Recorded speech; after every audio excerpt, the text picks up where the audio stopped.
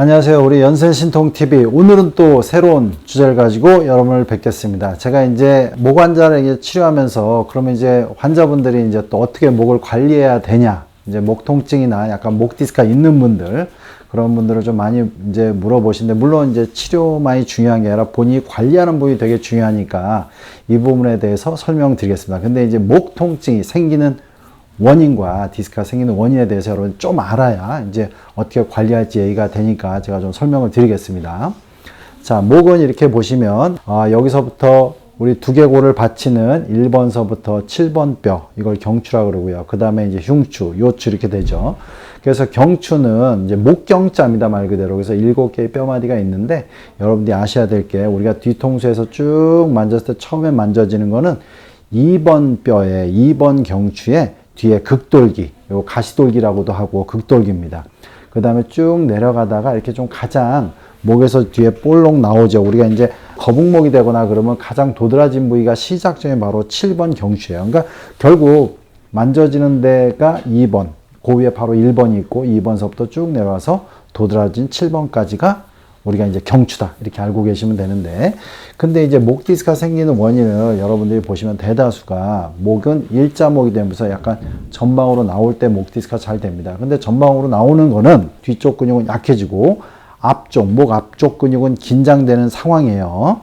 그래서 요 앞쪽 목을 물론 풀어줘야 되고, 여기 보면 우리가 이제 승모근이라는 근육이 있어요. 승모근 중에 이 뒤쪽에 승모근은 넓게 퍼져 있어요. 상부 승모근은 이 견갑골에 붙어 있는 것도 있고 앞쪽에 쇄골에 붙어 있는 것도 있습니다. 근데 중요한 건 뭐냐면, 이 우리가 승모근이 긴장되는데 앞쪽 전방 섬유가 긴장되면서 어깨가 앞으로 이렇게 말려 들어가면 승모근이 긴장되면 점점 목은 나오게 되어 있습니다. 그게 결국 어깨가 뒤로 가면 승모근이 긴장되더라도 목은 잘 앞으로 좀 덜 나간다는 거죠.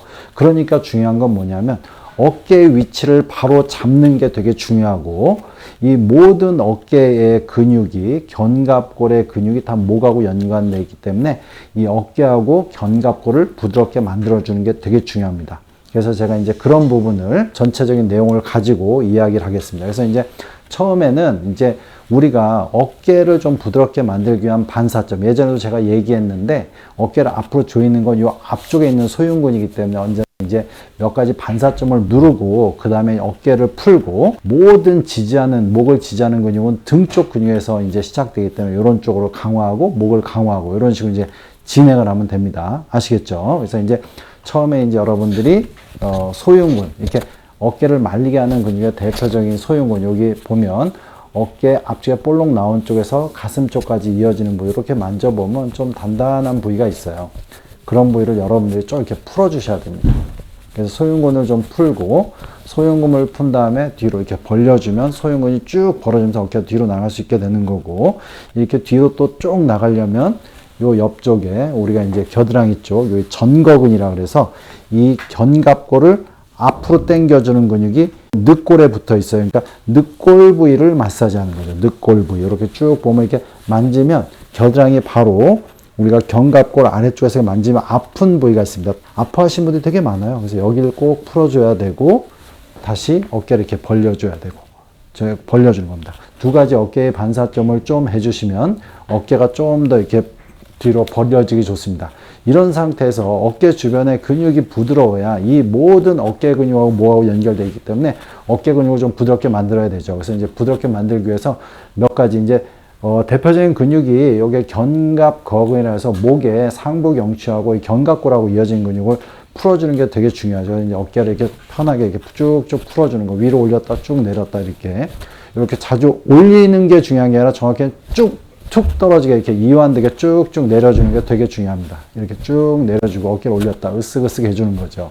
그 다음에 이제 어깨 주변의 근육을 좀 풀어주기 위해서 아까 같이 벌리는 것도 하고, 이렇게 앞뒤로 좀 이렇게 치면서 이렇게 어깨를 이렇게 풀어주는 게 되게 중요하고, 어깨 척추를 좌우로 돌려주는 게 중요하기 때문에 교대로 이렇게 걷듯이 이렇게 쭉 풀어주는 게, 그래서 어깨 주변의 근육을 이렇게 세 가지, 앞뒤로 풀고, 그 다음에 전방, 후방을 이렇게 긴장시키는 거.